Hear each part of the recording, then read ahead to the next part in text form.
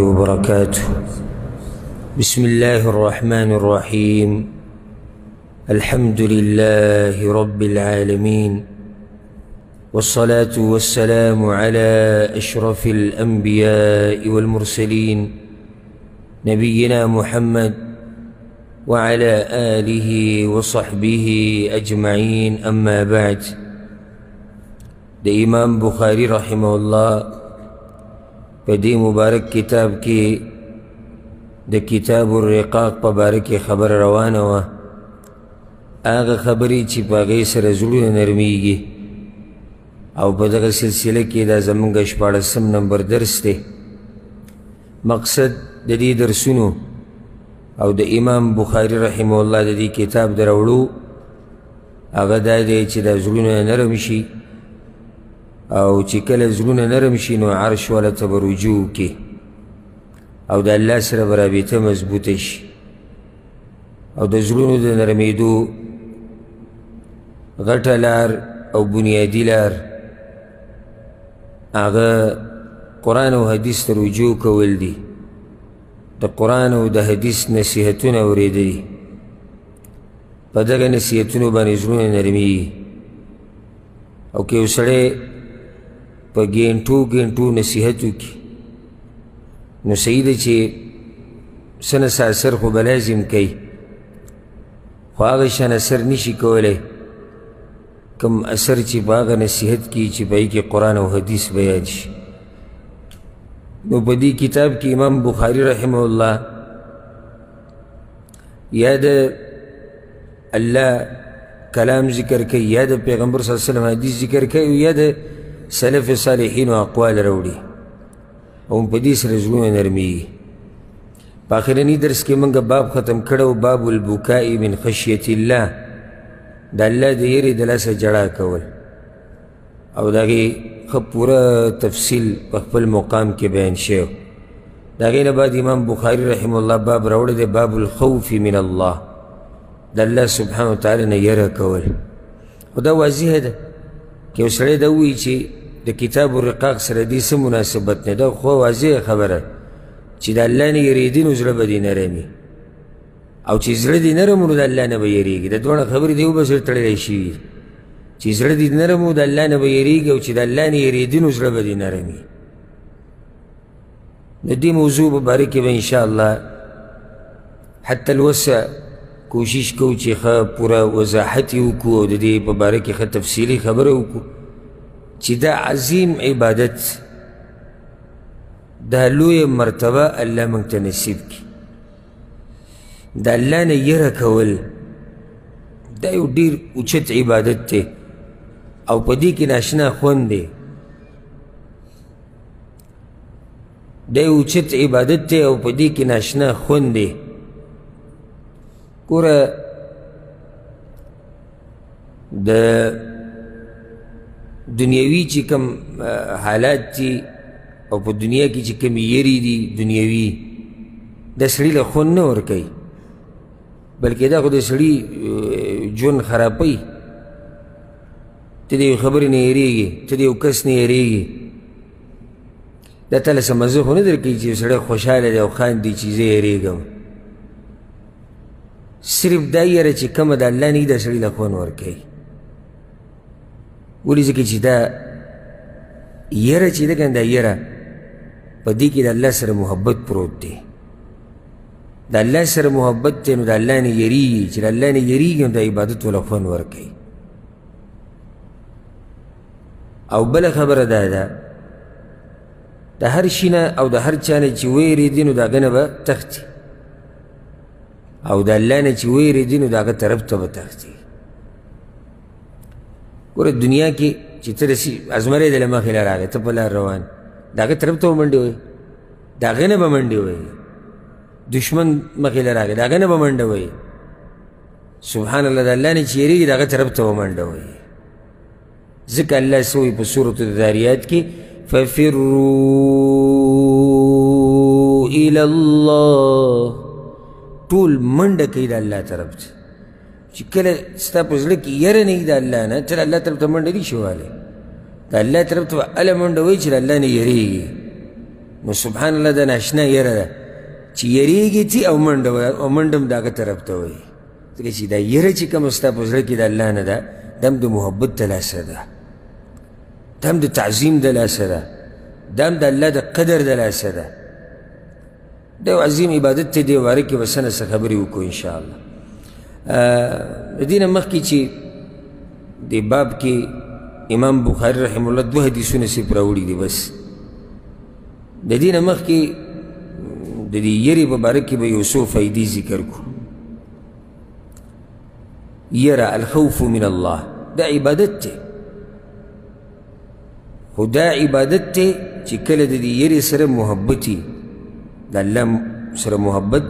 د الله تعظیم او د الله په مخ کې عجزي دا یره دم د دې د لاسه چې د الله په مخ کې عجزي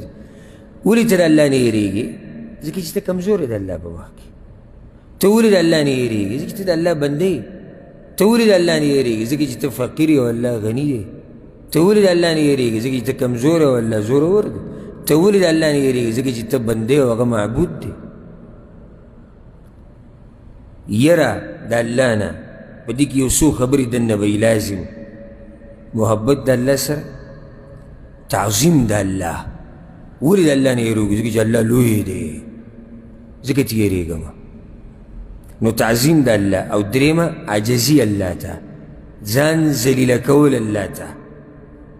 په دې کې به تذللي او د دې یرې د لاسه بنده د الله بندګي کوي عبادت کوي او د ګناهونو نه ځان لرې ساتي او په دې به انشاءالله دلایل هم ذکر کړو پر روانو خبرو کې دا فایده یې ده کوي چې د یرې یو څو اقسام دي یره په څو قسمه ده یوه یره په عربۍ کې ورته ویلی کېږي الخوف الطبیعي طبیعي یره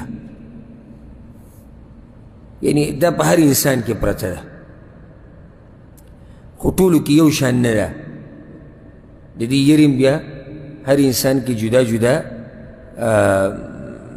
مرتبه ده یا درجه ورته ووایه یا مقدار دی جدا جدا ټولو ته یو شان نه دی طبیعي یره چې د انسان په طبیعت کې پرته ده لکه یریده د انسان د هغه څه نه چې ده له تکلیف ورکوي دا خو د انسان په طبیعت کې پرته ده نو ځکه دې ته ویلی کېږي الخوف الطبیعي مثال لکه یو سړی دی او روان دی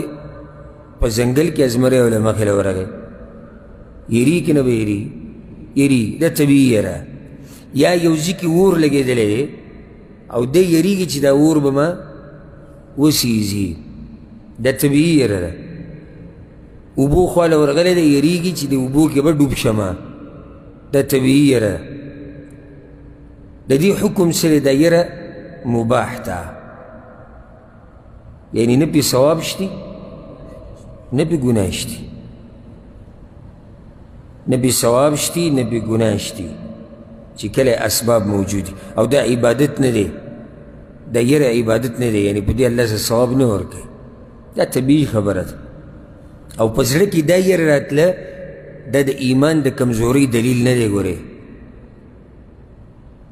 لکه اوس یو سړی دا ووایي چې یره د شپې راتلم او د ډاکوانو نه یېرېدم بل ورته وایي مؤمن زوروري دا خو ته د کمزورو ایمانونو والاو خبرې کې سم خیال صحیح ده کمزوري دا خو طبیعي یره دا خو د انسان په طبیعت کې پرته ده یو سړی وایي کور کې مار راښکاره شو ویره سمې ویرولم بل ورته وایي زه بې ایمانه وي ستا دغه ایمان دی په الله باندې ته د مار نه ویرېدې دا د هغه خلکو خبرې دي چې پوهه نه دي په دې باندې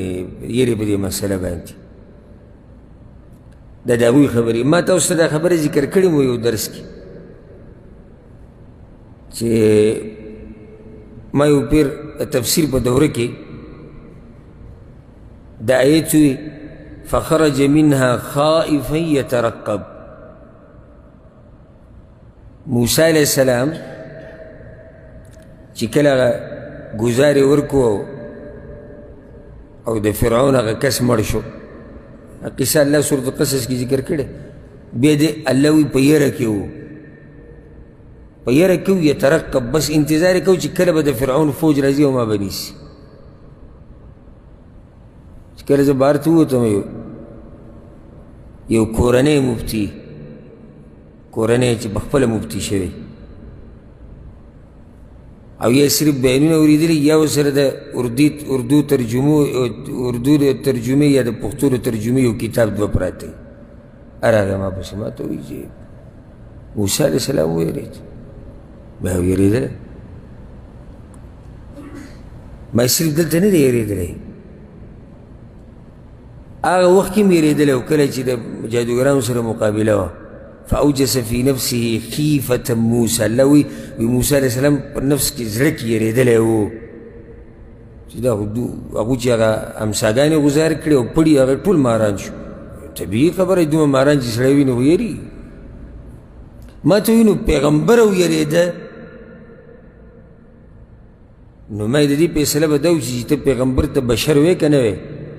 انسان ورته وی که نه وی ویم ورته نو ما دا خو د انسان سره تړلی شوي خبرې دي ته ما په دې پوهېږي په دې مسله او ما زه نه یم که ما د خپل جیب نه ویلی چې موسی علیه السلام یېرېدلی تا به ما اعتراض کړي دا خو الله وایي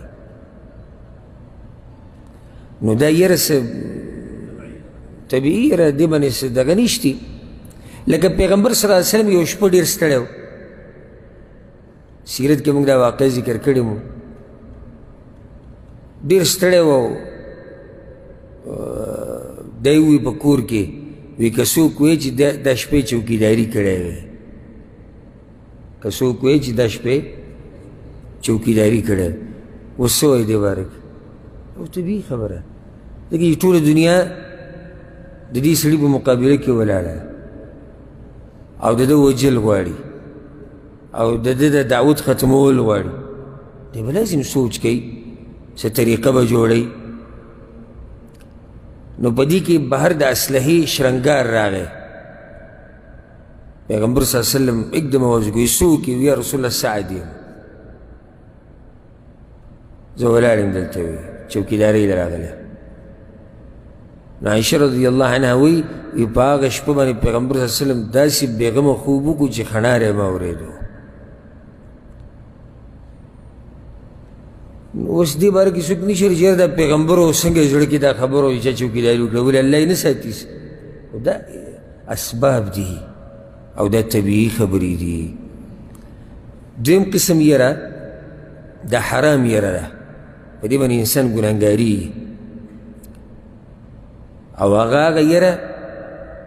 چې د هغې د لاسه ته یا واجب کار پرېږدي او یا ګناه وکړي مثال لکه یو سړی دی یریږي د خپل پلار نه یا تره نه یا کاکا او ماما نه یا قبیلې او خاندان نه او ګیره نه پرېږدي ځکه چې هغوی راته کور کې وایي چې ګیره که دې پرېښودو نو خیر دې نشته دا یره صحیح ده که دا هم طبیعي یره نه دا حرام دی ګناه کې واقع شو ګناه کې یو سړی ویرید د مخلوق نه او حق بیانولی پرېښودو اوس زما وي توبه نن نه بعد به نه قرآن ویم او نه به حدیث ویم سم خیال دی دا یره صحیح ده دا خو داسې یره ده چې ته د دین نه لرې کړې ته د حق نه لرې کړې نو دا یره حرام ده یا د کمپنۍ مشر ورته وایي که جومات کې دې لمونځ وکړو د کار نه به دې وباسو که ته جومات ته منځله لاړې د کار نه به دې وباسو نو دی په دې یره کې چې د کار نه مې وباسي جومات کې لمونځ پرېښو صحیح دی حرام دریم قسم یره انسان شرک ته وباسي دا بیا بدترین یره ده دریم قسم یره انسان شرک ته وباسي او هغه یره ده د الله نه علاوه د مخلوق نه په هغه څه کې یېرېده چې په هغې باندې صرف الله قادر وي د الله نه علاوه د الله نه له وچې ویلې چې له ټول مخلوق راغی. لنډ تعریف یې داسې وکړه د مخلوق نه یېرېده په هغه څه کې چې په هغې څوک قادري؟ الله قادري. لکه یو سړی د یېرېږي د یو ولي نه بزرګ نه یا د پیري نه چې په ما بیماري راولي، حرامه ده؟ حرامه ده؟ شرک دی. ولې شرک دی؟ په دې الله قادر دی او ده خو دا ولي یا بزرګ یا پیری یا نبي دی د الله سره شریک کو. یا لکه د دې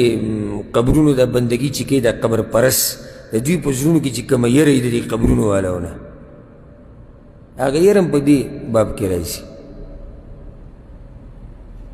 د دې قبر به ډېر احترام کوي او ډېر ادب به یې کوي او د دې ځینې به ونه نه وایي او دې خوا کې به چغې نه وایي او دلته به دا نه کوي، وایي دنیا به د باندې نسکوره کړي او ژوند به د الله ختم کړي او مړ به دې کړي.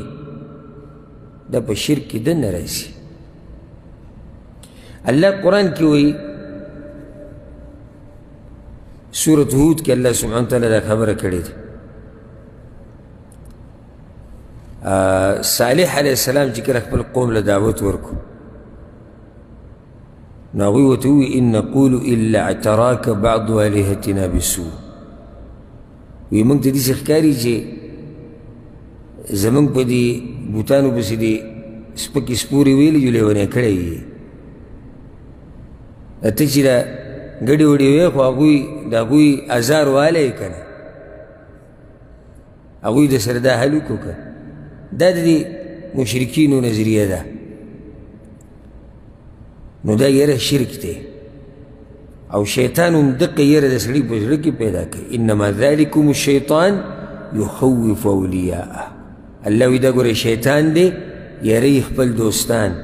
فلا تخافوهم وخافون ان کنتم مؤمنین.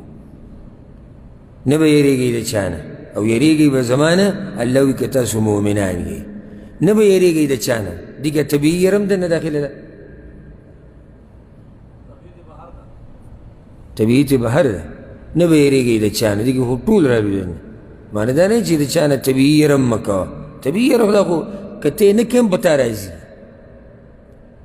خو مه یریږه د دې خلکو نه د هغه څه په باره کې چې څه په څه باندې صرف الله قادر دی. دا یره به د چا نه نه کړي او نه به داسې یره د چا نه کوې چې د هغه د یرې د لاسه ته واجب کار پرېږدي یا د هغه د یرې د لاسه ته په حرام کار کې واقع شي. الله نه به صرف یره کړي. دا د یرې په باره کې هسې یو څو خبرې دي. دا یو عظیم عبادت دی او د دې ډېر فضایل راغلي دي او ډېرې فایدې دي. الله سبحانه وتعالی خپلو بندګانو ته دا امر کړی چې زما نه یریږي، بلکې دی د ایمان شرط ګرځولی دی چې مؤمني نو هغه به د الله نه یریږي. الله څه وایي سورة العمران کې فلا تخافوهم وخافون ان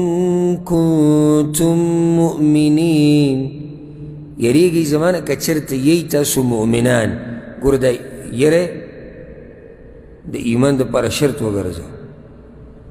چې یریږي به هغه څوک چې هغه مؤمني،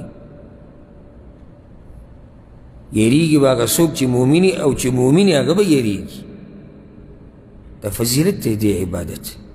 ته د هغه وخته پورې اوچت مؤمن نشي جوړېدی، ته د هغه وخته پورې د ایمان اوچتو مرتبو ته نشي رسېدی چې څو پورې ته د الله نه پوره پوره یریدلی نه یې. الله د ملائکو صفت کړی دی. ګوره هغوی کې دا صفت دی. الله وایي یخافون ربهم من فوقهم. ملائک یریږي د خپل رب نه. ګوره څومره عظیم مخلوق دی دا ملائک، څومره اوچت مخلوق دی، څومره زورور مخلوق دی. دا زورور مخلوق بیا هم د الله نه یریږي. او عجیبه ده د هغه مخلوق چې د منۍ د قطرې نه پیدا او د خاورو نه پیدا او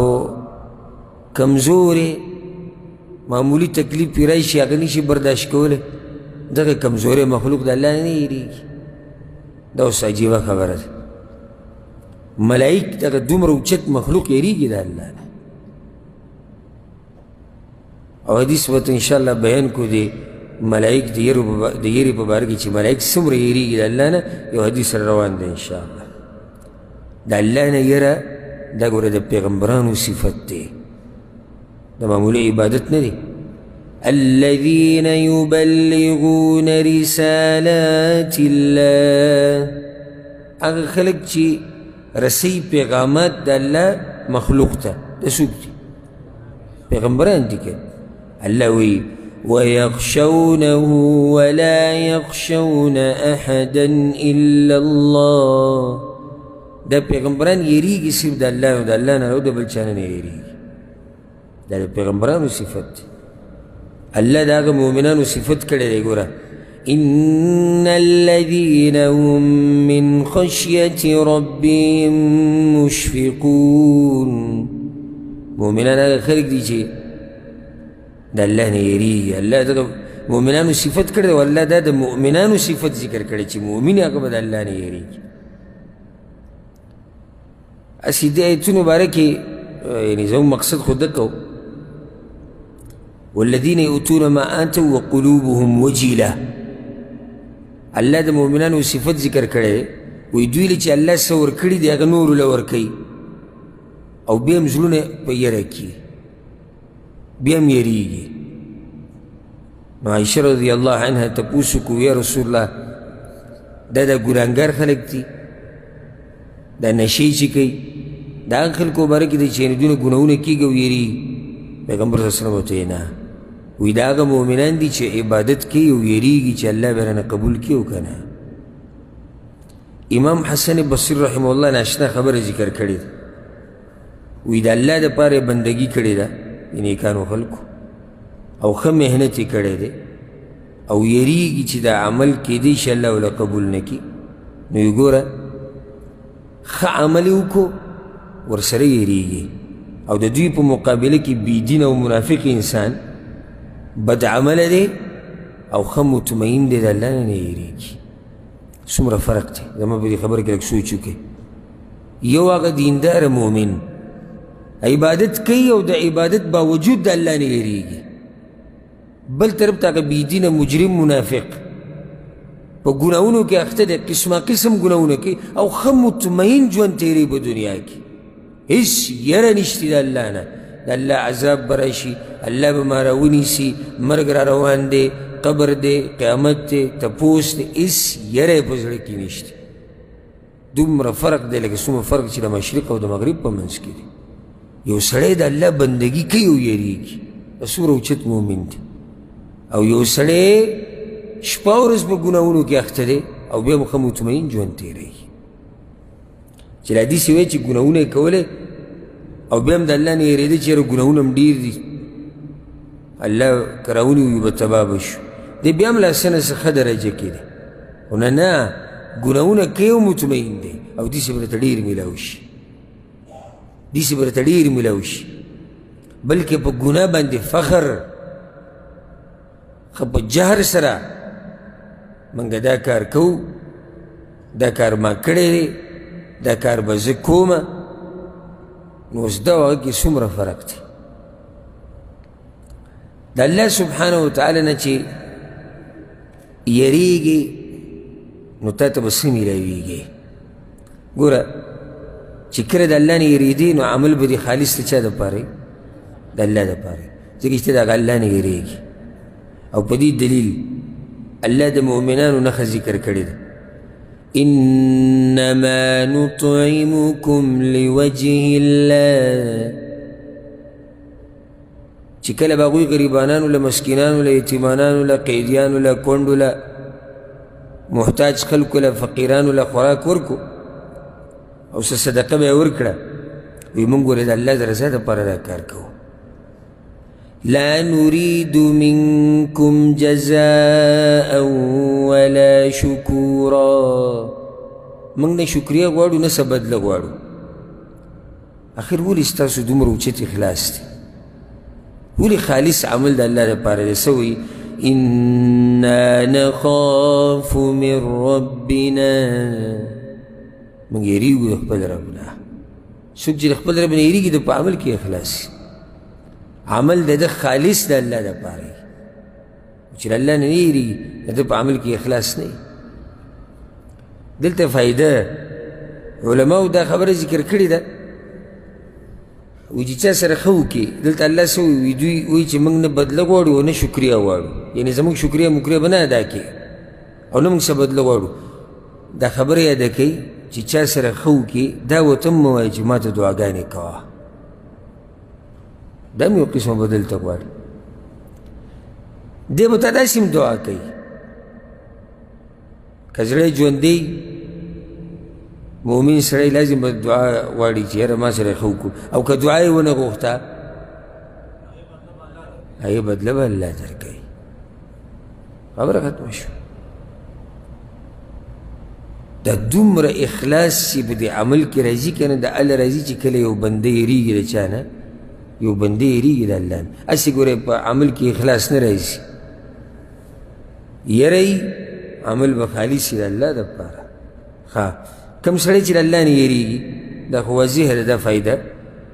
چې دی په شهواتو باندې کنټرول ساتي. شهوت خو هر څه غواړي. لکه اوس یو سړی دی زړی دا غواړي او نفس ورته دا وایي چې نشه وکړه. په دې شهوت باندې به دی څنګه کنټرول ساتي؟ د الله نه چې یېرېږي دی به یې کنټرول وساتي او چې د الله نه نه یېرېږي بیا به یې مني. ښکلی مثال پرې واله نن سبا د فیسبوک او د دې کیسو دور دی. یو سړی د فیسبوک ګوري او په دې کې د زنانو تصویران او ویډیوګانې او ډمتوب او دا کیسې دا زه منم نه. داسې فیسبوک ما ته وښایه که چا سره وي چې بلکل د دې نه څپوي چې څوک داسې که خاص والا د انګریزانو جوړ کړی انګریزانو خو دا جوړ کړی دی دپاره چې دا جاښه تا ته وښایي. دا فیسبوک چې ته ګورې او په دې کې قسمه قسم جاښې راځي د دې جاښو نه اورېده دا د الله نه یره غواړي.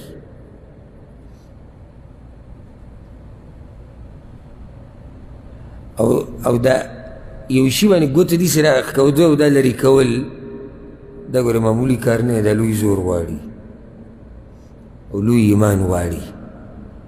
او دا زور د هغه وخته پورې په تا کې نه راځي چې څو پورې ته د الله نه یېرېدلی نه یې.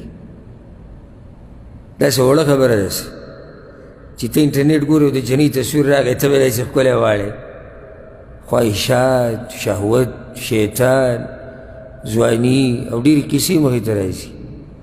په دې ټولو خبرو چې خپه یږدي هغه سړی دی چې د الله نه یېرېږي حیا کوي د الله نه چې ره مینې الله مینې نو زه څنګه دا کار وکړم. دا د مؤمن شان دی دی د الله نه ډېره حیا کوي. عثمان بن عفان رضی الله عنه انتهایی حیاناک انسان د الله نه به ډېره حیا کوله.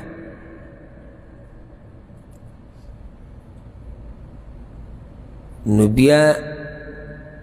ملایکو به د هغه نه حیا کوله. پیغمبر صلی الله علیه وسلم به د هغه نه حیا کوله ځکه چې هغه سړي به د الله نه ډېره حیا کوله. ښه دا نیکان خلک ګوره دا نه وایي چې خلک شتي یا څوک نشتي یا شپه ده یا تیاره ده یا کور ده یا یوازې یم نه نه. هغوی که یوازې که د خلکو په منځ کې که شپه وي که رڼا وي که غریب وي که مالدار وي د هغوی یره هر وخت د الله نه وي. دا د مؤمن اوچت صفت دی. نښه یاده که د مؤمن چې دی په پټ هم د الله نه یېرېږي په ښکاره کې هم یېرېږي. منافق په پټه نه یېرېږي او په ښکاره کې یېرېږي. او ځکه تاسو ته نصیحت وکړم داسې نه چې په ښکاره کې د الله دوست او په پټه یې دښمني.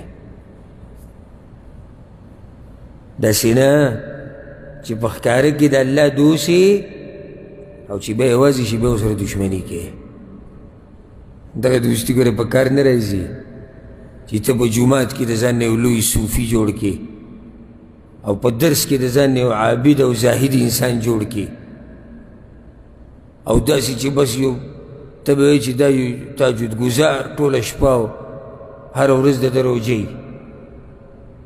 او بیا چې یوازې شي ځان له فلمونه ګوره، سندرې اوره، غلطې رابطې ساته، حرام خوره، د خلکو حقونه خوره، خلکو سره ظلم زیاتي کوه، والعیاذ بالله د سترګو زنا کوه، د ژبې زنا کوه، د لاس زنا کوه، او په ظاهره کې چې لوی بزرګ دی. دا خو ښکاره کې د الله سره دوستي او په پټه د الله سره دشمني. چېرته داسې ونه کړي ګورئ چې ښکاره کې د الله دوست او په پټه یې دشمني، او چېرته داسې ونه کړي چې په ښکاره کې د شیطان دشمني او په پټه یې دوست وي. چې د خلکو سره کښېني بس بیا دا بس چې د خلکو سره کښېني بس سبحان الله استغفر الله لا اله الا الله. ته به وایې چېرې دا لوی بزرګ د همیشه د ژبه کسې د الله په ذکر لمدی، او چې ویې ګورې فرض لمونځ هم نه کوي، او داسې د خلکو ته ښوو دپاره. او که چېرته یو عبادت نیمو کړي نو هغه به صرف دغه پاتې چې بازار کې اعلان وکړي، صرف دغه چې بازار کې اعلان وکړي دغه پاتې، نو هر ځای کې بیان کړي. او نن سبا خو لا بله راوتې ده چې عبادت وکړي هغه هم په انټرنیټ کې په هوا ګرځي، عبادت هم په هوا وي. دا یې چې وایي موږ جومات کې ناست یو، دا اوس موږ درس کې ناست یو، دا عمره کې، دا طواف، دا غریب له صدقه، دا غریب له زکات، دا موږ قرآن یادو حلقه کې ناست، دا موږ ګوره پلانې عبادت کوو، دا موږ پلانې کوو. اوس خو عبادت هغه طرفونو ته لاړو. صحابه کرامو به د شپې تهجد کول اوږده او سهار به د یو بل نه دا خبره پټوله. کله نا کله به داسې د خولې نه خبره ووته، لکه بعضو روایتونو کې راځي که یو بل سره به ناست وي او خولې نه به خبره ووته، وي پرون د شپې هغه ته تا شپې څه کول، بس بیا به خبرو کې ګډوډ شي، یو طرف او بل طرف. ابو ته لکه ته شپې دغه ټیم تا څه کول، خو دا ټکه به نه وي چې زه ولاړم الله ته. حالانکې الله څه وایي سیماهم فی وجوههم من اثر السجود، د هغوی په مخونو کې نښې وي. یو تفسیر دا دی چې د تهجدو د لاسه به مخونه زیړ وو، شپې چې خوب ونه کړي دغه مخ زیړي، نو ښه صفا به پته لګېده چې مخ به یې زیړ وي، د شپې تهجد کړي، خو وایي به نه چې ما شپې تهجد کړي. زمونږ هغه به د شپې راپاڅېدلی هم نه، او که راپاڅېدلی چې ته یو 2 رکعته کړي هغه هم داسې کړي چې پوه شوی به هم نه، او سهار یو بس معمولي بانه غواړي چې تا ته بیان کړي، معمولي سټارټ که بیانوي درته. بل یو عادت جوړ شوی دی اوس ګوره، د دې عباداتو راښکاره کولو سره موږ دومره عادت شوي یو چې څوک یې نه راښکاره کوي په هغه د بېدینۍ ګمان کوو. مثال لکه اوس ته د شپې تهجد کې که تهجد ګزار یې، خو ما ته دې چېرته هم نه دي ویلي چې زه تهجد کوم، نه دې زما په مخ کې کړي دي، نو اوس به زه بدګماني کوم مړه بېدینه سړی دی، هغه عمر د تهجد نه کوي. ګوره دې درجې ته خبره ورسېده، لازم به راښکاره کوې، که نه بیا ته بېدینه وایي. یو سړی د نفلي روجې نیسي، هېڅوک یې نه دي خبر کړي زه روجې نیسم، هېڅوک دې نه دي خبر، الله خبر دی، او بیا دې خبر دی، او یا کېدای شي کور کې بچي او یو خپل نیم داتې خبري، بس نور هغه چاته دا نه وایي چې زما روژه ده. بلکې داسې نیکان خلک شته که ځان سره دې بوت او د روجۍ او څه دې ورته مخې ته کېښودو خوري، خو تا ته دا نه وایي چې زما روژه وه. خوري دې دپاره چې دی موږ ډېر ونه چیړي چې ولې نه خوري، نو چې ولې نه خوري بیا خو دروغ نه شي ویلی، نو د هغې د لاسه هغه روژه ماته کړي، نفلي روژه خو ماتولی شي. اوس نن سبا که روجې نیسي او پټې ساتي، نو خلک څه وایي؟ نه عبادت نه کوي، مړه یې کوه. دا خو هسې خبرې ګټې دي. چېرته یو ورځ دې په روژه لیدلی نو ستا ته وښایي، وایي چېرته یو ورځ ستا دی په ژړا لیدلی چې د الله نه یېرېږي او ژاړي، نو ستا په مخ کې وژاړي. چېرته وي تا دی په تلاوت لیدلی نو تا ته به هر څه کوي په واټسپ به یې ته رالیږي کړنګ وجاړم الله ته ناست او کړنګ تلاوت کوم په تهجدو ولاړم نن مې روژه ده تا ته به زه خپل عبادت بیانوم چا دپاره چې کومه هغه به پوه دی الله څه وایي وما تقدموا لأنفسكم من خير تجدوه عند الله تاسو چې سم لګئ د قیامت دپاره هغه به د قیامت پر ورځ الله سره میلاو شي بس الله سره میلاویږي ذره برابر عمل هم د الله سره میلاویږي خبره ختمه شوه زه تا ته ویلي ویم او ته ما ته ویلي یو ځای کې ضرورت راشي خبره بیان شي هغه هېڅ خبره نه ده دا نه چې حرام دي بلکل خو طریقه د نیکانو خلکو دا ده چې حتی الوسع خپل عبادات پټ ساتي بعض عبادت پټ نه پاتې کېږي او بعض عبادات راښکاره کول غوره لکه اوس علما وی زکات ښکاره ورکول غوره دي ولې چې دا خلک یې ورکړي دا خلک راتیش شي په دې عمل یا یو مشهور شخصیت ته دینداره او دینی شخصیت ته هغه یو عبادت د خلکو په مخ کې کوي دا الله دپاره یې کوي ورسره دا نیت هم دی چې دا خلک زما تابعداري وکړو دا عبادت شروع کړي نو کله نه کله خو به یې راښکاره کې او کله داسې چې بعض عبادت د پټېدو نه دي به لازم راښکاره کړي اوس موږ د خپل درس پټولی شو چې راشه بند کمره کې به کیو نو بیا کیسه بعض عبادت د پټېدو نه دي الله دې موږ ته اخلاص نصیب کړي نو چې کله د الله نه یېرېدې نو شهوات به دې څه کنټرول وي او دا کنټرول دا وخته پورې نه راځي چې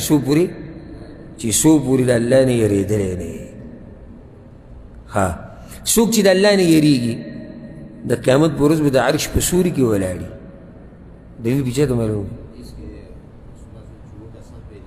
پیغمبر صلی اللہ علیہ وسلم وہ کسان ذکر کړي وہ قسم خلق د عرش په سوري کې ولاړي ورجل ذکر الله خالیا ففاضت عیناه دا حدیث موږ ذکر کړی و د تېر شوي باب کې نو باب البکاء من خشیة الله د الله د یېرې نه چې جاړي د عرش په سوري کې به ته ځای میلاو شي نو معنی دا شوه چې څوک د الله نه یېرېږي دی به د قیامت پر ورځ د عرش په سوري کې ولاړي څوک چې د الله نه یېرېږي په دنیا کې اوسېږي او د الله نه یېرېږي قیامت په ورځ به الله په ده باندې د امن او امان حالات راولي او په دې کې به درته یو ناشنا روایت ذکر کړو امام عبدالمبارک په الزهد کې راوړی دی او شیخ الباني په صحیحه کې په سلسله صحیحه کې حسن کړی دی پیغمبر صلی الله علیه وسلم وایي الله وایي دا حدیث قدسي دی زه په خپل الله وایي زه په خپل بنده باندې دوه یېرې نه جمع کوم دو یری پی نه جمع کوم او نه پی دو امن جمع کوم څوک چې زمانه په امن کې و په دنیا کې نه یېرېدو نو په آخرت کې یروم الله وایي او څوک چې په دنیا کې یېرېدو آخرت کې امن ورکو یعنی دا نشي کېدی چې دوه یېرې دې په سړي راشي او دوه امن دی پی راشي نشي کېدی څنګه لکه یو سړی دی کافر دی مجرم دی فاسق دی فاجر دی جهنمی دی په دنیا کې د الله نه نه یېرېږي ښه د امن او امان ژوند تېروي هېڅ یېری د الله نه نشته دا نشي کېدی چې ده ته په آخرت کې امن او امان میلاو شي یو مؤمن دی د الله نه یېرېږي ژوند ټول د الله په یېره کې تېر کو دا نشي کېدی چې په آخرت کې هم الله ویېري او عذابونه وله ورکړي یېره چې د یو پیر تېره کړه آخرت کې به د باندې یېره نه راشي نو څوک چې هم د الله نه یېرېږي په دنیا کې د آخرت د یېرو نه به الله بچ ساتي او په آخرت کې ول امن ورکړي دا فایده ده یېره تا جنت ته بوځي چې یېرېدي د الله نه الله به دې جنت ته بوځي حدیث کې راځي من خاف ادلج ومن ادلج بلغ المنزل څوک چې یېرېږي د الله نه نو دی وختي سفر شروع کوي یو سړی دی سفر ډېر لرې دی نو دی څه کوي وختي سفر شروع کوي د شپې هم سفر کوي نو څوک چې الله نه یېرېږي د آخرت طرف ته د سفر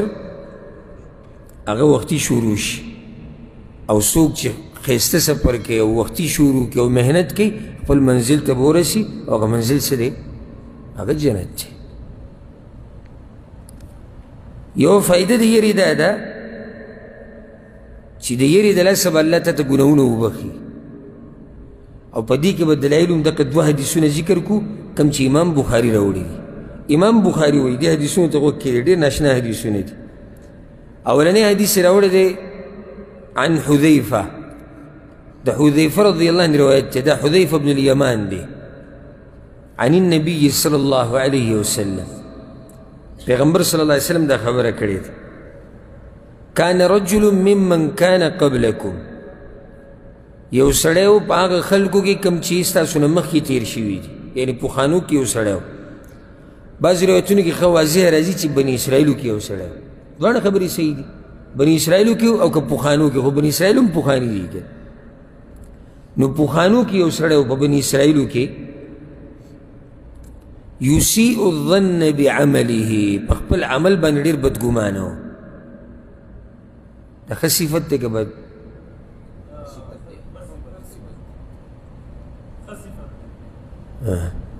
څنګه ښه صفت دی څه معنی لري یعنې خپل عمل ورته کمزوری ښکاري چې زما عمل کمزوری دی زما سره څه نشتي فقال لأهله نو خپلو خپلوانو ته یې ووایي اذا انا مت چې کله زه مړ شم فخذوني فذروني في البحر في يوم صائف چې کله زه مړ شم نو ما به وسېځئ او بیا به چې کله دا جسم ایری شي نو دا ایری به راوالی او دریاب کې به تس نس وولئ په داسې ورځ کې چې ګرمه ورځ وي د سیلۍ ورځ وي او هغې ته به گزار کړي ففعلوا به هغوی مقشن کار وکړو فجمعه الله را جمع کړو داسې قادر ذات دی ثم قال الله ورته ووایي ما حملك على الذي صنعت الله دې تپوس کوي دا کار ته ولې وکړو داسې ډېر حدیثونه راغلي چې الله تپوس کوي د بنده نه د ملایکو نه پیغمبر نه الله ته پته وي او د الله چې را تپوس کوي دې کې د الله حکمت وي هغه ورته ما حملني الا مخافتك یا الله وایي ستا نه یېرېدمه فغفر له نو الله وبخو ورته چې د الله نه یېرېدو نو الله وبخو دا بل روایت هم دقه شان دی خو دا لږ تفصیلي دی دا ذکر کوو بیا به فایدې دې روایتونه بیانو دا دویم روایت د ابو سعید الخدري رضی الله عنه راوړی دی عن النبي صلی الله علیه وسلم پیغمبر صلی الله علیه وسلم دا خبره کړې ده ذكر رجلا في من كان سلف او قبلكم پیغمبر صلی الله علیه وسلم د یو سړي تذکره وکړه په پخوانو خلکو کې بني اسرائیلو کې آتاه الله مالا وولدا یعنی عطاه الله هغه له مال هم ښه ډېر ورکړی او بچي ول هم ښه ډېر ورکړي یعنی نعمتونه د الله د هغه سره څه ډېر فلما حضر کله چې بېزنکدن راغی قال لبني خپلو زامنو ته دا خبره وکړه ای اب كنت لكم زه ستاسو لپاره څنګه پلار و هغه ورته خیر اب ته خو زموږ لپاره غوره پلار وې قال نو هغه ورته ووایي فإنه لم يبتئر عند الله خيرا قتاده رحمه الله دا يبتئر تفسیر کړی لم يدخر نو بیا دا خبره یاده کوي چې دغه پلار د تاسو چې ورته ښه پلار وایي دغه ورې د الله سره څه خیر نه دی جمع کړی مخکې حدیث تېر شو چې په خپل عمل باندې څه دی بدګمانه دی دا پلار تاسو چې ورته ښه پلار وایي د دغه ورې د الله سره څه ښه اعمال نه دي جمع شوي وإن يقدم على الله يعذبه او که الله ته دغه پلار مخامخ شو تاسو چې صفت کوئ نو الله ول عذاب ورکوي یېرېږي د الله نه دې ته ویره د الله نه که دا پلار الله ته مخامخ شو الله ولا عذاب ورکړي. ښه نو دی خو به لازم مخامخ کېږي که نه؟ دا سړی مسلمان دی که کافر دی؟ مسلمان دی. دې څنګه وي که چېرته الله ته مخامخ شو؟ صحیح شو. خدای خو مخامخ کېږي، الله سره به نه مخامخ کېږي. بچو ته د وحي تېر شوي روایت کې تېر شو چې څه به وکړي، ما به وسېځې او ایره به تس نه شو ولی، ولې الله ته به نه مخامخ کېږي. بارک الله فیک. دا خبره د یېرې د لاسه کړې ده. دا داسې نه دی چې یعنې دا عقیده دی چې یعنې الله ما نشي را جمع کولی یا الله به ما بیا را ژوندی نه کړي. نه خو مسلمان دی، دا عقیده ده. خو کله انسان په یره کې داسې خبره غیر اختیاري وکړي، دومره د الله نه یېرېږي. فانظروا فاذا مت فاحرقوني. نو ګوره چې کله زه مړ شوم نو ما به وسېځئ. حتى اذا صرت فحما فاسحقوني او قال فاسحقوني. چې کله زما نه سکروټي جوړې شي نو بیا به ما وټکوئ. د سکروټي به وټکوئ، وبه یې چقوئ، معده به یې کوئ. ثم اذا كان ريح عاصف. او چې کله داسې سیلۍ ډېره تیزه چلېده فاذروني فيها. ما به په هغه سیلۍ کې وولئ. هغه روایت کې دی چې دریاب ته به یې غوځار کړي. بعضې روایتونو کې راځي چې څه به دریاب ته وولئ، څه به په دې وچه باندې وولئ. ولې اوس د ده دا عقیده نه دی چې الله ما را جمع کوي، نو ولې دا کار کوي؟ یېرېږي د الله نه. د دې څه فایده نشته. که چېرته په دې طریقې سره یو سړی د الله نه خلاصېدی، خو هر سړي به دا وصیت کولی، او د الله نه خو خلاصې نشته، ته خو مخامخ ودرېږي. دا خو د ده ایمان دی، خو دی اوس یېرېږي د الله نه. فأخذ مواثيقهم على ذلك. نو د هغوی نه یې لوزونه واخیستو. ربي یعنې چې تاسو له د خپل رب په نوم قسم در کوم چې دا کار به کوئ. ففعلوا. نو هغوی د پلاره سره چې کوم لوز کړی هغه یې پوره کړو. پلار یې چې مړ شو ویسېزو، اسکروټې یې وټکولې، معده یې کړې او بیا یې دوړه کړې، وایې لوځولې.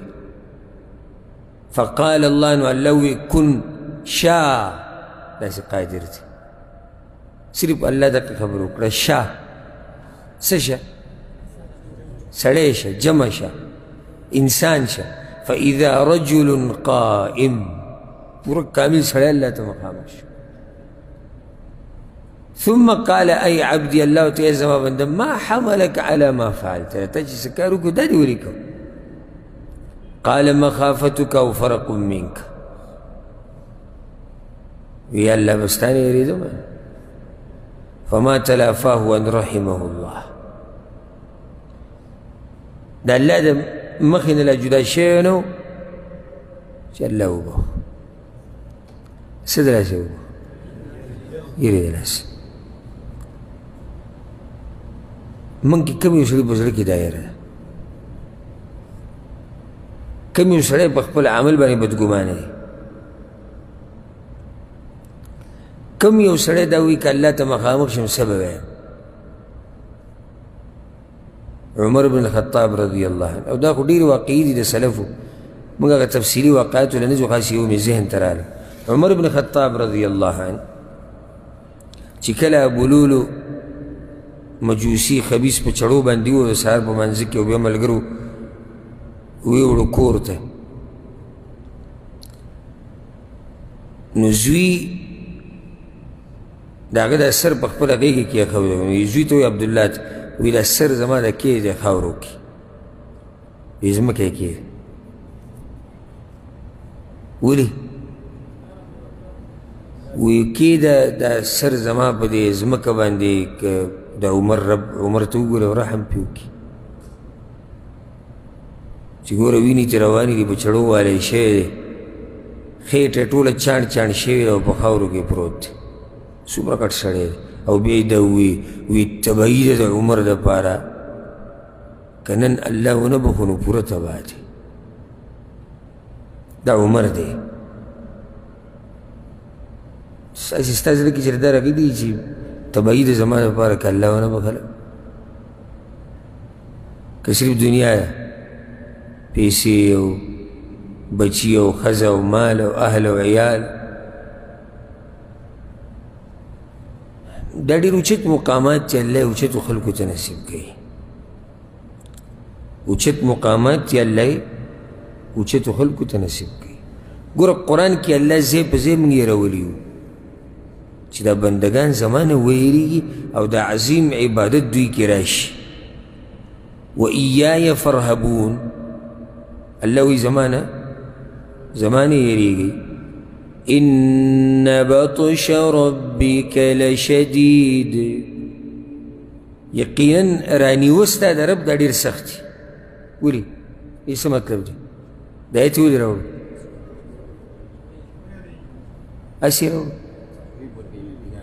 بندگانو له یره ورکوي چې ستاسو د رب رانیوه ګورې داسې رانیوه به نه دي ګورې چې راوینیسي نو به یې سم رانیسي نو ځکه الله څه وایي وكذلك أخذ ربك إذا أخذ القرى وهي ظالمة إن أخذه أليم شديد الله د بعضو کلو تذکره کړې ده سورة هود کې د بعضو قومونو چې الله تباه کړي دي نو بیا د هغې نه بعد الله وایي دقه شان ستا رب رانیوه کوي چې کله څوک ظلم وکړي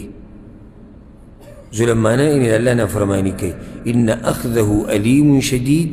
د الله رانیوه ګوره ډېر دردناک دي ما ورته یاروي خو چې ته د آیت په ترجمه نه پوهېږې نو څه به ویېرېږي څه به خیال دی که نه دا خبره زما غلطه یو سړی په دې نه پوهېږي ان اخذه علیم شدید څه معنی هېڅ پته ورته هم نشته بلکې د داسې سړي په مخ کې که په خوږ اواز کې هسې د عربۍ ساده خبرې وکړم دی پرې نه پوهېږي یا د قرآن وایي او که عامې خبرې کوي شرطیاً ته یو سړی راولې چې نه پوهېږي په قرآن او زه د هغه په مخ کې یو دوه خبرې د عربۍ په خوږ اواز کې کوم دی دې ما ته ووایي دا قرآن دی که دا زه عامې خبرې کوم ده ته څه پته لګي ډېر غریبانان دي دغه خلک چې په قرآن نه پوهېږي ورب الکعبه ډېر غریبانان دي چې چاته قرآن نه یاد او لوی غریبانان دي چې څوک د قرآن سره ژوند نشي تېرولی دا صحیح غریبانان دي چې د الله په عظیم کتاب یو سړی پوه نشي نور غربت څه ته وایي دا غریبانان دي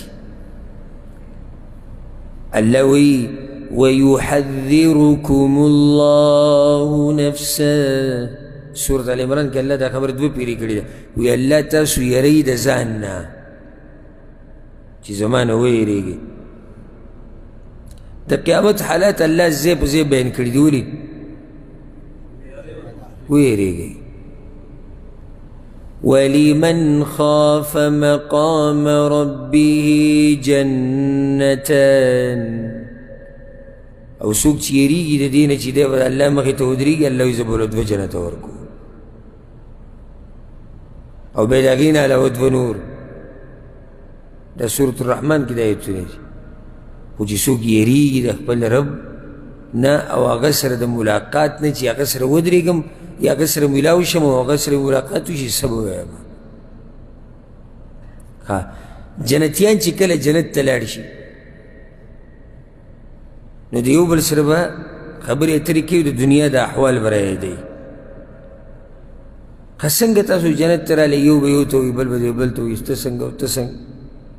نو بیا به دوی دا وایي إنا كنا قبل في أهلنا مشفقين فمن الله علينا ووقانا عذاب السموم وی منګ دنیا کې ژوند تیرو د بچو په منځ کې ژوند تیرو خو یریدو ګوره د الله نه د هغه یېرې د لاسه نه الله مونږ باندې رحم وکړو او بچي کړو مونږ د هغه ګرم اور نه راځي چې لیکو دنیا کې د الله نه یریدو د هغه یرې د لاسه الله دوی له جنت ورکو ځای په ځای قرآن کې الله مونږ یرولي وو قسمه قسم طریقو سره چې دا بندګان زما نه ویرېږي چې الله نه ویرېږي د الله بندګي به صحیح کړي دې کې شک نشته بیا د پیغمبر صلی الله علیه وسلم حدیثونه که دې کوله وکړو او په توجه سره دې واورېدو نو پیغمبر صلی الله علیه وسلم ځای په ځای کوشش کړی دی چې د خپل امت ویری د الله نه لکه هسې یو څو حدیثونه په طور د مثال دا زه یعنی شمار نه ذکر کوم چې دومره حدیثونه صرف دي داسې مثال دی په صحیح مسلم کې دا حدیث دی پیغمبر صلی الله علیه وسلم وایي یؤتی بجهنم قیامت په ورځ به جهنم راوړی شي یومئذ لها 70,000 زمام او هغه جهنم ته به 70,000 زنځیرونه مع كل زمام 70,000 ملک یجرونها او د هر زنځیر سره به 70,000 ملایکې راکاږي به څه فایده دی هسې واوره سبحان الله جهنم ډېر غټ دی بس ویرېږه ویرېږه د الله نه ویرېږه د عذاب نه سوچ چې ته کړی دی چې دا به څومره لوی جهنمي 70,000 زنځیرونه او یو زنځیر 70,000 ملایک راکاږي او ملایک څومره زورور مخلوق دی ته دومره په امن کې داسې مطمئن اوسې چې په دې غټ جهنم کې به ستا ځای نه وي دا ګارنټي ماله څوک راکوي چاته څه خط راغلی الله طرف نه چې او ای پلانیه ته ستا په دې غټ جهنم کې ځای نشتي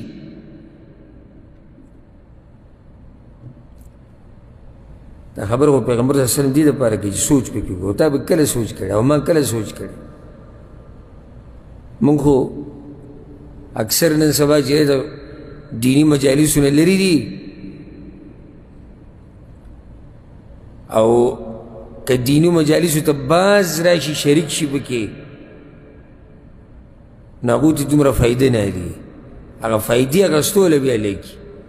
نو ګوره په دې دومره مسلمانانو کې باز په دیني مجالسو کې شریکیږي او په دې بازو کې باز د دیني مجالسو نه فایده اخلي ټول نه ګورې ته چې کله یو جومات ته راننوځي یو دیني پروګرام ته راننوځي یو درس ته یو حلقې ته دا سوچ مه کوه دا څومره چې ناست دي دا ټول فایده اخلي فایدې اخیستو څه مطلب دی صرف ځان پوه کول دي ځان پوه کړي او عمل پرې وکړي نو ته څه وې چې دا څومره چې په درس کې ناست دي دا ټول دقه شان ځان پرې پوه کوي او پوه شو پرې او عمل پرې کوي نه داسې به ته پکې ډېر میلاو شي هسې دیني مجالسو کې ناست بس او ډېرې ښکلې خبرې او ډېرې مزېدارې او سبحان الله الله اکبر او به دې دپاره ناست نه پرې پوهېږي چې څه وایي او که پرې پوه شي چې څه وایي عمل پرې نه کوي اوچت مؤمن هغه دی الذین یستمعون القول فیتبعون احسنه الله د مؤمنانو شان ذکر کړی چې دوی کې دوه صفات دي یو خبرې ته غوږ ږدي او چې غوږ ورته کېږدي بیا پرې عمل کوي دا د مؤمن شان دی پیغمبر صلی الله علیه وسلم حدیث کې وایي د نعمان ابن بشیر رضی الله عنهما روایت دی په صحیح بخاري صحیح مسلم کې دی ان اهون اهل النار عذابا يوم القيامه ان اهون اهل النار عذابا يوم القيامه د قیامت په ورځ په جهنمیانو کې د ټولو نه کمتر عذاب د هغه انسان دی دا اوس د ټولو نه کم عذاب دی لرجل يوضع في اخمص قدميه جمرتان يغلي منهما دماغه هغه سړی چې د خپو لاندې به ورته سکروټي کېښودی شي د جهنم پیزار به ورته په خپو کړی شي او د دې پیزارو د لاسه د دې سکروټو د لاسه به دماغ خوټ کېږي دا د ټولو نه کمزوری عذاب دی ما یرا ان أحدا أشد منه عذابا. پیغمبر صلی اللہ علیہ وسلم وی دا به دا ګماني چې ټول نه سخت عذاب په ما دی، دا ګمان دی. ګورې وأنه لأهونهم عذابا، حالانکه هغه په دې ټولو کې کم عذاب دی. دا خبره دې دپاره دی چې ویېرېږه د هغه عذاب. پیغمبر صلی الله علیه وسلم وی بعض خلک په جهنم کې دا اور به د ګیټو ته رارسي، د بعضو به د زنګنانو ته رارسي، د بعضو به د بډې ته رارسي، د بعضو به د مرۍ ته رارسي. چېرته یېرېدلی د دې نه الله دې نه کي. او که چېرته دا سوچ دې کړی چې الله دې نه کي، که چېرته دې جهنم ته لاړم د دې اور سره به څه کوم؟ ته چې نن سبا دا وایې ګرمي تیزه شوه او ګرمي ډېره شوه، فلاني ځای کې دا چلو کو، روډ ګرم شو، شیشې د ګاډو ګرمې شوې او ګاډي اور واغېستو، فلانې دا وشو داسې. دا څه خبرې ده؟ وړې خبرې دي. چېرته دا سوچ دې کړی چې د هغه ګرمۍ سره به څه کوې؟ منافقان جهاد له نه تللي تبوک په غزا کې، او یو بل ته دا وي لا تنفروا فی الحر. ګرمي ده به ګرمۍ کې څه ځان لیوني جوړ کړي، ګرمۍ کې جهادونه رواني. الله وی قل نار جهنم اشد حرا. ووایه پیغمبره دې منافقانو ته چې ګوره جهنم اور ګوره دې نه هم زیات ګرم دی. دا دنیا دا ګرمي موږ یادو رایادو چې ته دا ګرمۍ باره کې سوچ کړی. پیغمبر صلی الله علیه وسلم یو حدیث کې وایي ملګري به ګوره څنګه یېرول، لو تعلمون ما اعلم. که تاسو ته هغه خبرې معلومې شوې چې کومې ما ته معلومې دي، په دې کې خو شک نشي چې پیغمبر سره چې کوم علم دی دا خو د امتي سره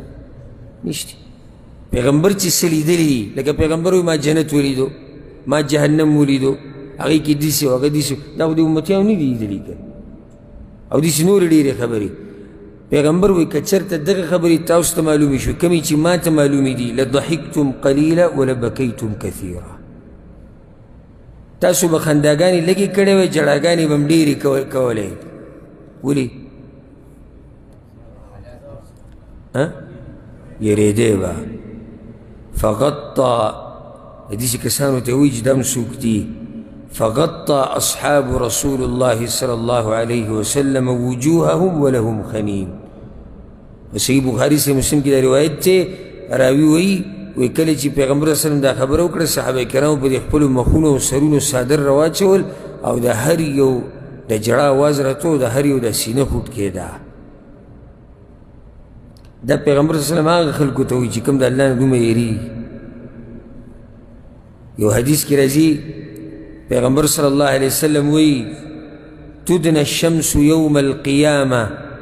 من الخلق حتى تكون منهم كمقدار ميل. د قیامت په ورځ به دا انور دومره رانږدې شي د مخلوق ته چې د یو میل په فاصله کې وي. اوس څومره لرې دی او چې تیز شي موږ یې څومره تنګ کړي یو. قیامت په ورځ به د یو میل په فاصله کې. نو پیغمبر صلی الله علیه وسلم وایي فیکون الناس على قدر اعمالهم فی العرق. نو خلک به په دې خولو کې د خپل عمل مطابق وي. څوک به د ګیټو پوري، څوک به د زنګنانو پوري، څوک به د بړي پوري، څوک د مرۍ پوري. ومنهم من یلجمه العرق الجاما. بعض به په دې خولو کې بلکل ډوبي. دا په صحیح مسلم کې دا حدیث دی. چېرته سوچ کې دا هغه ورځې کړی ته چې ایرپورټ ته لاړ شې په چا پسې او هغه لږ اونته کې انتظار. ګراني که اساني؟ ګراني که اساني؟ ګراني که اساني؟ ګراني. 50,000 کاله چې ولاړې الله ته او نور د یو میل په فاصله کې او د اعمالو دا حالي ټک خطا مونځ او نور خیر خیریت. چېرته سوچ دې کړی هغه ورځ دي چې الله ته به څه چې کله د قیامت په ورځ اواز وشي چې الله راغی وجاء ربك والملك صفا صفا الله وی په هغه ورځ به زه په خپله راځم حساب کتاب چې کله الله راشي او ملایکو سره راشي او حدیث کې راځي چې هر انسان ته به د هغه او د هغه د پلار په نوم اواز کیي او اواز وشي پلانې د پلاني زوی فلان ابن فلان یستعد للوقوف بین یدی الله ځان دې تیار کړي الله وایي چې رامخې ته شي او تا ته اواز وشي پلانې د پلاني زوی الله وایي رامخکې شه د نمبر دی څه به وایي الله ته د دنیا دا ریکارډ به ورته ښایي چې ما مزدوریانې ټیټ کړي ما ځان له سیمټي کور جوړ کړی و بچي مې ډېر وو ودونه مې ډېر کړي وو مالداره ومه مشهور ومه ښایسته ومه سپین ومه زورور ومه بنګلې مې ډېرې وې قیمتي موټرو کې ګرځېدمه په جازونو کې ګرځېدمه دا خبرې به الله ته بیانې پلانې د پلاني زوی الله ته یې را مخامخ شي څه به وایي الله ته هغه داسې ورځ ده چې د الله نه څوک تښتېدی هم نه شي او نه پټېدی شي کوم ځای کې پټېږي او کوم ځای کې پناه به ته وغواړې د الله په مقابله کې سورة القیامه کې الله دا خبره ذکر کړې چې هغه داسې ورځ ده چې یقول الانسان یومئذ أین المفر انسان به دا چغې وایي چې کوم ځای کې لاره د تښتېدو نشته نو تېښتې لار خو به نه وي که نه هر څه الله تا ته بیان کړي وو نو ګناه ستا ده تا پې عمل نه دی کړی په صحیح مسلم کې یو حدیث دی سبحان الله ابو هریره وایي كنا مع النبي صلى الله عليه وسلم إذ سمع وجبه موږ وایي د پیغمبر صلی الله علیه وسلم سره ناست او په دې کې یو ګړش شو خو سم غټ ګړش شو لکه یو شی چې د ډېرې بر نه راولېږي پیغمبر صلی الله علیه وسلم هل تدرون ما هذا دا ګړس تاسو واورئ دا څه شي دی وایي موږ وایي چې موږ ته پته نشته الله او د الله رسول ته پته وایي هذا حجر رمي به في النار منذ 70 خريفا فهو يهوي في النار الآن حتى انتهى إلى قعرها فسمعتم وجبتها دا یو کاڼی دی جهنم ته ګزار کړی شوی او یا کاله مخکې نن ورسېدو ویښته که تاسو ګړز د هغې واورئ چېرته دا سوچ دې کړی دی چې دې جهنم نه به څنګه بچ کېږم چېرته هسې یېرېدلی یې چې الله مکه دې جوور جهنم کې زما ځایي ښه مطمئن دا دی او جهنم ته تله دی او د الله نه یېرېده هغه جي مونځ کوي ورځ کې 3 مونځونه کوي هغه کال کې په روژه کې کله کله قرآن وایي هغه چېرته ځي چې کله کله خطا شي یو روپۍ 2 غریب له ورکوي دی به جهنم ته ځي دی او چې بیا سلفي او الحدیث او د توحید او د سنت عقیده یي دا خو بیا سمه ډډه لګولې یاره وایي شکر دی چې عقیده م د قرآن او د حدیث ده معنی چې عقیده د قرآن او حدیث او نور خیر خیریت دی ولې د دې صحابه کرامو عقیده د قرآن او د حدیث نه وه وکه نه وه بیا ولې دومره محنت کوو ته څوک یې د هغوی په مخ کې صرف په دې کار نه کېږي ستا عقیده چې په صحیح معنو سره د قرآن او حدیث وې د عقیدې به ته دیکه کولې عمل ته خو مشکل د پکې شتي ځکه یې ډډه لګولې ده دا هم د ایمان او د عقیدې مسله ده الله نه یېرېده دا د عقیدې مسله ده خو مشکل دی په عقیده کې دی ځکه خو یې ډډه لګولې ده الله نه نه یېرېږي شکر دی چې توحید عقیده ده څه منمه شکر بیا ادا که خو شکر معنی دا نه چې شکر دی او خپه یې په خپه باندې اچولې ده شکر دی محنت وکړه آخرت دپاره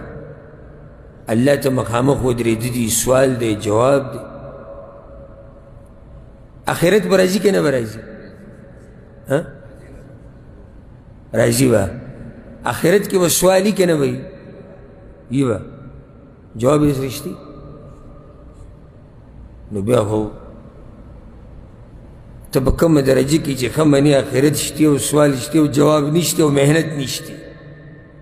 عمل نه کوم صرف ګوره په دې کار نه کېږي دا بعض بناوټي خبرې نه دي زه درته حقیقت وایم د چا سره مجاملات نه کوم دا بناوټي خبرې کار نه کوي ګورې